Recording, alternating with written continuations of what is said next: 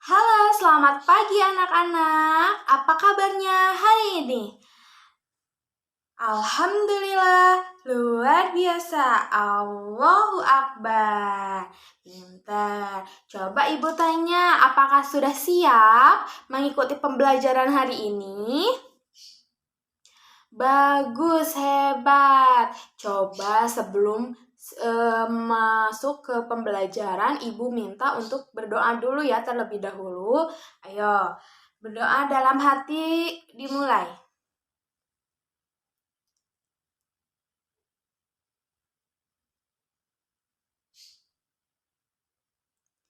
Amin.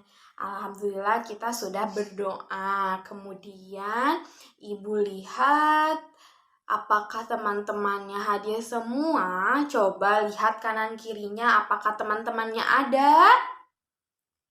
Wah, hebat dan pintar-pintar ya anak ibu. Hari ini sangat semangat sekali ya datang ke sekolah hingga semuanya hadir. Oke, karena semuanya sudah hadir, kalian sudah semangat datang ke sekolah. Coba tadi ya sebelum datang ke sekolah kalian sarapan tidak? Sarapan ya anak-anak pintar karena sarapan itu sangat penting ya anak-anak. Untuk sebelum memulai aktivitas di pagi hari kita hendaknya untuk sarapan meskipun itu hanya segelas susu. Iya. Nah, coba ada yang sarapannya pakai nasi tidak? Oh ada, Rasya memakai nasi dan juga telur. Apakah ada yang tahu nasi sebelum jadi nasi itu apa? Oh iya, pintar. Sebelum jadi nasi itu ada beras terlebih dahulu. Nah, beras itu awalnya dari mana sih? Dari padi. Pintar. Beras itu sebelumnya dari padi. Coba sekarang ibu punya satu gambar untuk kalian amati ya. Nih, ibu punya gambar. Ada yang tahu ini gambar apa? Betul sekali, ini adalah gambar serumpun padi.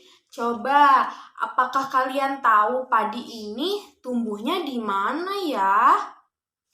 Padi tumbuh di daerah dataran rendah. Dan ini harus ada pada lahan pertanian yang sangat luas. Jadi harus khusus gitu tempat lahan pertanian. Soalnya biasanya kalau misalnya menanam padi itu harus ada saluran air yang mengalir untuk mengaliri tanaman padi ini.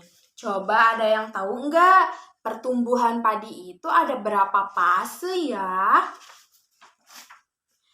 Nih, Ibu kasih tahu ya. Untuk pertumbuhan padi itu ada dalam 3 fase. Nah, fase yang pertama yaitu ada fase vegetatif.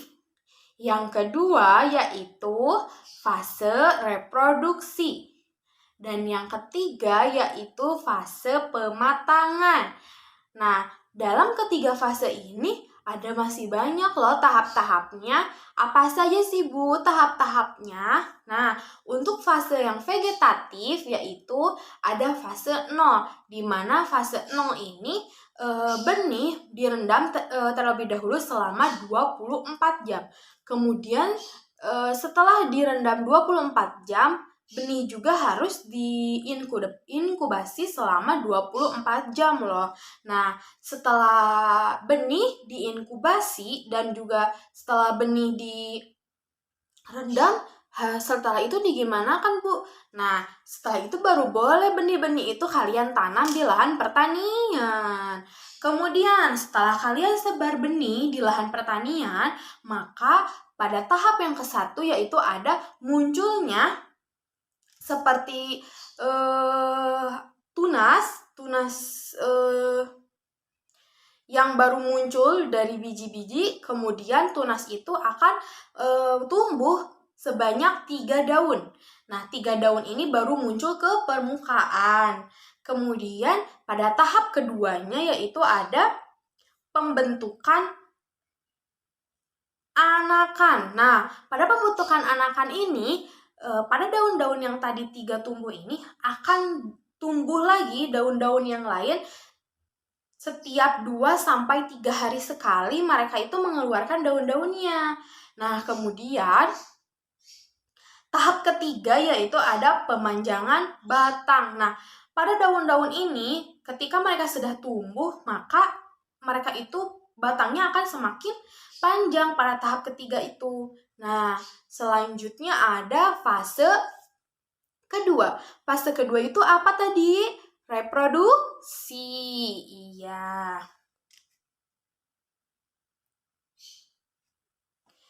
Nah, pada masa reproduksi yaitu ada yang pertama, tahap keempat yaitu tahap di mana pembentukan malai atau daun yang tadi itu menjadi akan terisi penuh. Nah, kemudian pada tahap kelima setelah tumbuhnya malai, maka malai ini akan banyak berbunga-bunga. Nah, dari malai itu yang tadinya putih sedikit akan menjadi banyak dan memekar banyak dari banyaknya daun.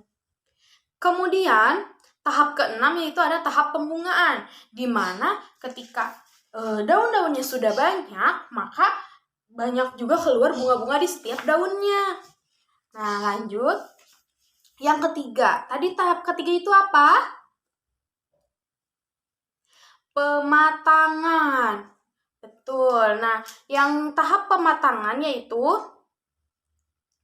ada tahap gabah susu. Nah, matang gabah susu ini kenapa dinamakan matang gabah susu? Karena di dalam gabahnya itu terdapat berupa cairan seperti air susu. Nah, kalian ketika nanti yang pulangnya lewat lahan pertanian, coba lihat apakah di dalam gabah yang sedang kuncup-kuncupnya, coba kalian tekan salah satu gabahnya, apakah keluar air apa tidak. Jika keluar air, kalian lihat apakah yang keluarnya berupa air seperti air susu. Nah, kemudian ada tahap yang ke-8. Kalau tahap ke-8 ini namanya gabah matang adonan. Kenapa namanya gabah matang adonan? Karena ketika gabah yang tadi sudah terisi air susu, maka si air susu tersebut akan menggumpal. Setelah menggumpal, lama-lama akan menjadi mengeras. Nah, setelah itu tahap yang terakhir yaitu gabah matang penuh. Kenapa namanya gabah matang penuh? Karena ketika setelah menjadi gumpalan dan mengeras, nah pada gabah matang penuh ini cairan yang tadinya sudah mengeras akan berubah menjadi warna kuning. Kalau sudah kuning dan keras, artinya gabah tersebut sudah matang. Nah, matangnya itu sekitar 90 atau 100%. Pasti padi itu sudah matang. Begitu. Lalu, setelah gabah matang tersebut, apakah gabahnya bisa dipanen? Tentu bisa, karena gabah itu sudah matang. Nah, maka petani pada saat gabah matang akan panen. Nah, seperti itu. Apakah mengerti? Nah, coba kita ulangi. Tadi di dalam pertumbuhan padi ada berapa fase dalam pertumbuhan padi? Ada 3. Kemudian dalam 3 fase itu ada berapa tahap ya dalam pertumbuhannya? Ada 10. Nah, coba Ibu sudah membagikan lembar kerja siswa. Nah, kalian coba lihat di mejanya, apakah ada lembar kerja siswanya? Nah, sekarang Ibu boleh ya minta sama kalian untuk mengerjakan lembar kerja tersebut. Nanti, jika ada pertanyaan, boleh ditanyakan ke Ibu ya.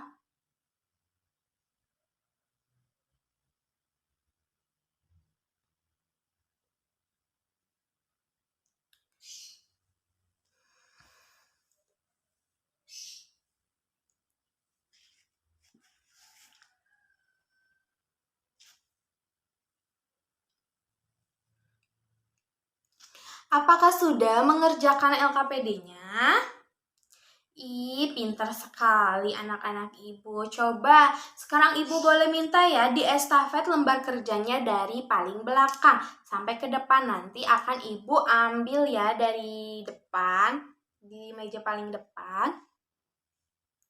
Sudah? Oke, pintar. Nah, sekarang coba ibu tanya, jika padi sudah ditanam, apakah pertumbuhan padi itu harus dijaga? Tentu harus. Mengapa ya pertanian atau pertumbuhan harus selalu terjaga pertumbuhannya? Ya, karena agar kebutuhan kita sebagai manusia terpenuhi oleh tumbuhan. Mengapa demikian? Karena jika pertumbuhan-tumbuhan tidak baik, kita tidak akan bisa makan. Karena manusia itu makannya dari tumbuh-tumbuhan. Kemudian kalau misalnya tidak ada beras, kita mau makan apa nantinya? Nah, sekarang ibu akan memberitahu solusi atau cara menjaga padi yang ada di masyarakat agar tetap masyarakat konsumsi. Coba ada yang tahu nggak solusi pertama itu apa sih? Nah, solusi pertama yaitu menjaga benih agar bisa ditanam kembali. Wah, ibu kalian baru tahu ya ternyata benih pada padi itu bisa ditanam kembali loh. Maka dari itu ketika padi-padi ini dipanen, benih-benihnya itu bisa diambil kembali dan diambil kemudian direndam lagi seperti awal selama 24 jam, kemudian diinkubasi selama 24 jam, kemudian bisa ditanam kembali benih-benihnya. Maka kita harus menjaga benih itu agar tetap bisa dipakai untuk ditanam kembali. Makanya para petani itu membeli benih selalu yang paling bagus karena agar benih-benihnya itu kalau misalnya sudah panen bisa ditanam kembali dan kita harus rajin menjaga benih tersebut. Kemudian yang kedua kita harus menjaga lahan pertaniannya.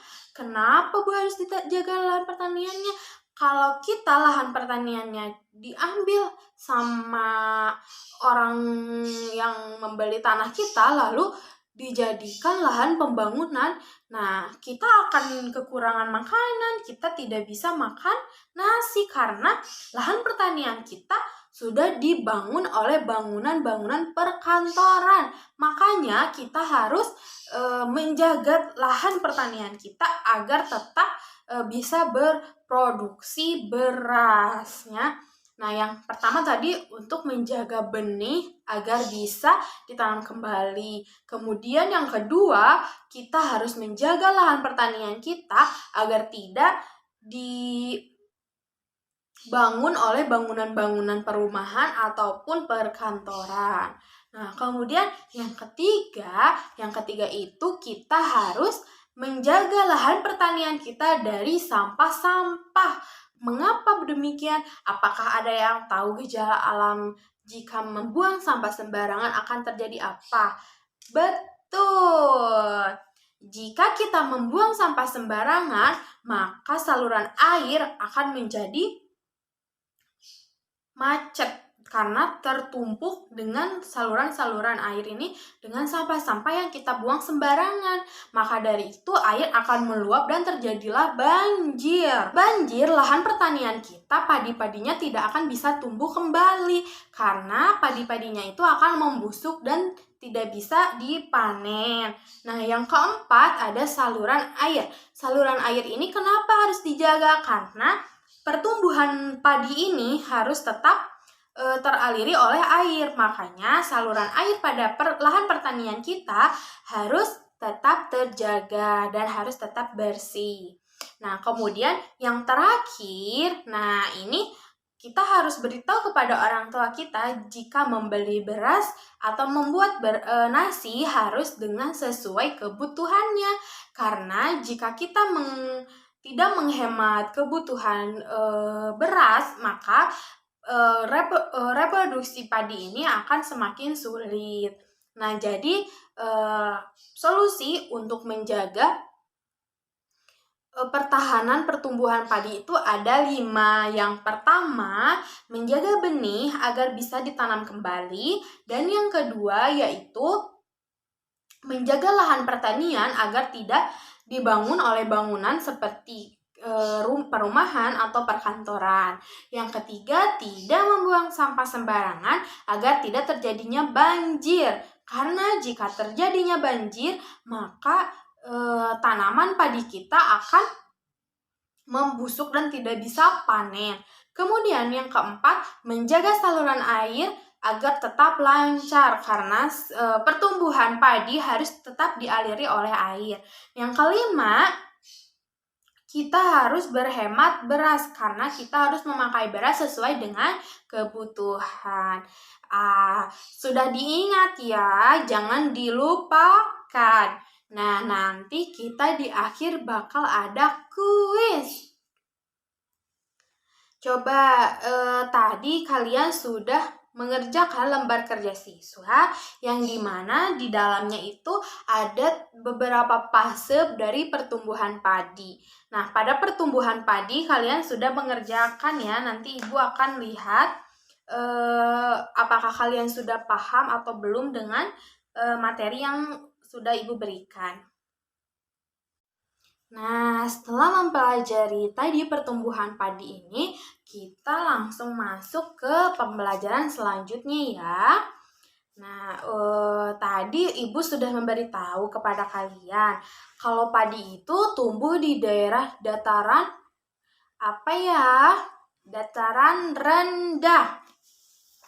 Nih, Ibu beri gambar, ini yaitu gambar dataran rendah. Apakah terlihat di sini ada pemukiman? Di sini ada pemukiman yang letaknya di bawah dari atas gunung ini. Nah, dataran rendah itu apa sih, Bu? Dataran rendah ini yaitu dataran yang sangat luas yang memiliki ketinggian 0 sampai 200 meter di atas permukaan laut. Nah, kenapa sih dinamakan dataran rendah? Karena mereka ada di daerah yang tingginya 0 sampai 200 meter dari permukaan laut. Nah, di dataran rendah ini biasanya ada apa aja ya? Nah, pada dataran rendah, karena mereka ada di dataran rendah, maka kita sebagai manusia ini ada di dataran rendah. Kenapa? Karena lahan dari dataran rendah ini cocok untuk dijadikan aktivitas kita sebagai manusia. Nah, aktivitas manusia itu seperti apa? Ada yang tahu tidak?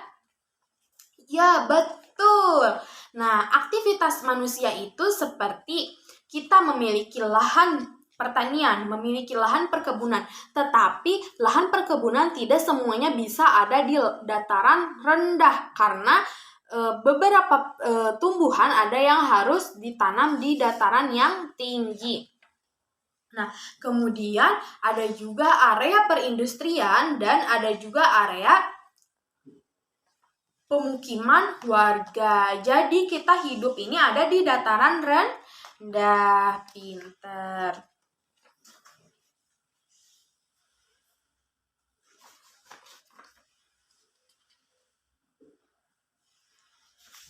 Nah, kemarin juga kita sudah melaksanakan Hari Raya Idul Adha.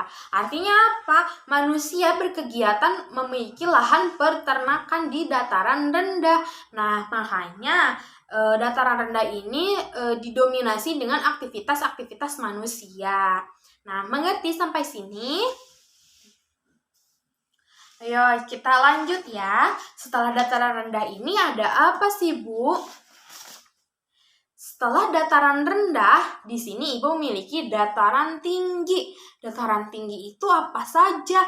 Dan dataran tinggi itu apa ya? Nih, Ibu beritahu ya. Dataran tinggi ini yaitu dataran yang memiliki ketinggian yaitu 200 sampai 600 meter di atas permukaan laut. Biasanya dataran tinggi itu seperti gunung-gunung. Nah, bukit itu bukan termasuk ke dalam dataran tinggi ya, tetapi itu masuk ke dalam dataran rendah. Dataran tinggi itu terjadi oleh sedimentasi. Nah, biasanya kalau dataran tinggi itu pada peta ditunjukkan dengan warna kuning atau orange kemerah-merahan. Nah, untuk tadi dataran rendah itu kalau di peta warnanya apa, Bu? Kalau di peta itu warnanya hijau.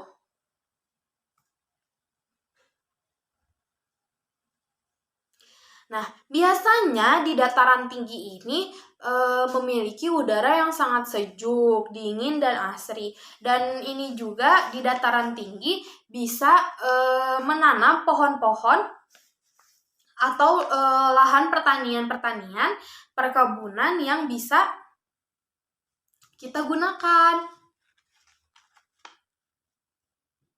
Biasanya di lahan dataran tinggi juga ada peternak yang memelihara susu, kemudian perkebunan teh, cengkeh, kopi, biasanya itu ada di pegunungan atau di dataran tinggi. Lalu di lahan pertaniannya itu seperti apa ya, Bu? Biasanya menanam kentang, wortel, kubis, yang kayak gitu-gitu ya anak-anak. Dan sekarang juga banyak dataran tinggi itu dijadikan sebagai kita untuk liburan dan rekreasi. Kemudian setelah dataran rendah dan dataran tinggi ada apa lagi sih, Bu? Nah, setelah dataran tinggi dan dataran rendah terdapat pantai. Ada yang pernah ke pantai?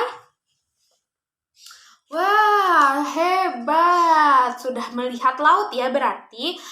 Berarti ada yang tahu dong apa itu pantai itu apa? Dataran yang berbatasan langsung dengan laut. Nah, biasanya tanah-tanah yang ada di pantai itu yang lunak-lunak dan itu seperti pasir ya. Kalau misalnya di pantai itu suka bermain pasir saat ke pantai. Iya, pintar ya. Nah, kalau misalnya di pantai ini biasanya dijadikan sebagai objek wisata, tombak kerang-kerang, terus penanaman tembakau, kemudian tambak garam, kemudian ada pembudidayaan ikan-ikan laut, dan bisa juga dijadikan sebagai pelabuhan atau pemberhentian kapal laut. Nah, apakah kalian tahu juga pantai itu ada yang sangat curam dan tajam loh. Bukan hanya yang seperti digambar saja ya, hati-hati. Nah, terus kalian juga harus tahu bahwa di seluruh provinsi Indonesia itu memiliki satu pantai. Nah, makanya kalau misalnya kita memiliki rezeki, kita berdoa saja supaya kita bisa bermain ke seluruh pantai yang ada di Indonesia. Nah, seperti itu. Apakah kalian sudah mengerti bagaimana karakteristik dari 3 geografis bentang alam Indonesia? Nah, sekarang Ibu memiliki lembar kerja lagi yang kalian harus isi. Kalian nanti isinya yaitu di tabel kalian isi ciri-ciri dari ketiga geografis atau kondisi bentang alam yang ada di Indonesia. Mengerti tadi yang sudah Ibu jelaskan? Kalian bisa tuliskan kembali di kolom-kolom yang sudah tersedia. Jika sudah, seperti biasa majukan ke depan.